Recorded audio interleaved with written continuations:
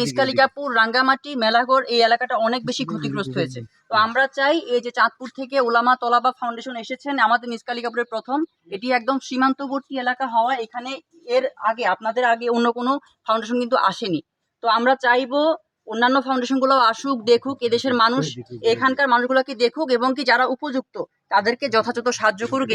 এখানে আমাদের উত্তর পাশে সম্পূর্ণ বর্ডার, ইন্ডিয়ার বর্ডার, ত্রিপুরা রাজ্য, কাশীনগর ক্যাম্প আমাদের পাশে আছে। তো আমাদের চাঁদপুরের ওলামা তলাবা কল্যাণ ফাউন্ডেশন থেকে যে সকল ভাইরা আসছেন ওনারা সকালবেলায় আমার সাথে সাক্ষাৎ হয়েছিল। ওরা আমি যে সমস্ত এলাকাগুলোতে গ্রামের ভিতরে একদম গ্রামে গঞ্জে যে সকল লোকগুলো হাহাকার অবস্থায় ছিল, কোনো ত্রাণ পৌঁছায় নাই, তো আমরা ওই এলাকায় ঘরে ঘরে গিয়ে আমরা পৌঁছে দিয়েছি যথেষ্টভাবে। এই এলাকায় সর্বশেষ আমাদের অভিযান এখানে চলছিল, আরও 2টা জায়গা আমাদের বাকি আছে, আমরা ওই জায়গায় ইনশাল্লাহ এগুলো পৌঁছাই দিব। আর আরেকটি দেশবাসীর জন্য একটি আমি অনুরোধ করব যে আপনারা যারা মেইন রোডের দিয়ে যারা ত্রাণ নিয়ে আসতেছেন, এখনও রাস্তায় আছেন বা অন্য যেখানে আছেন, তারা মেইন রোডের পাশে ওরা পর্যাপ্ত পরিমাণ ত্রাণ সংগ্রহ করছে।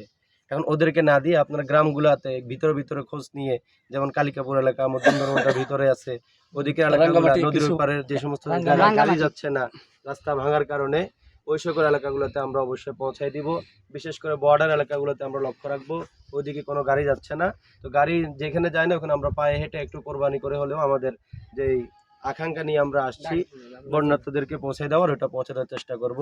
এ বলে দেশবাসীর নিকট দোয়া চাইতেছি। আমরা সবার জন্য দোয়া করি, আমাদের জন্য সবাই দোয়া করবেন। আসসালামু আলাইকুম ওয়া রাহমাতুল্লাহ। আমার 2টা সন্তান আর অগরনিয়া হেদিকে যান কাপড়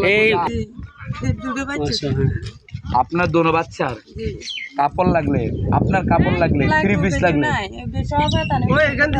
যান যান অগরনিয়া ওই জায়গায় যান, ওই যে ওই দিকে আছে, ওই ওনারে দেন। এই যে মহিলা ভাই, হ্যাঁ রে কাপড় দিয়েন তো, কাপড় 88 বন্যাতে এত ক্ষয়ক্ষতি হয় শুধু পানি ছিল।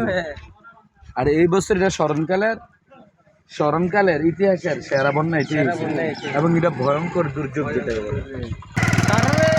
পানি বাসায় লইয়ে গেছে, কেউ কোনো দিকে যাওয়ার রাস্তা পায় না, রাত্রে পানি উঠছে তো কেউ কোনো দিকে যাওয়ারও রাস্তা পায় না, অনেকজন হচ্ছে নাকি আমাদের আশা। অসহায় মানুষগুলো কাজকর্মহীন অবস্থায় ওনারা মাছ ধরছে। আমরা যত জায়গায় দেখছি সবাই রাস্তার মধ্যে মাছ ধরছে, তো ওনারাও মাছ ধরতেছে। আসলে এই মানুষগুলো তারা এক সময় ভালো ছিল, সম্পদশালী ছিল, এখন ঘর বাড়ি জমি ফসল ছেলে মেয়ে অনেকের পরিবারকে হারিয়ে ফেলছে।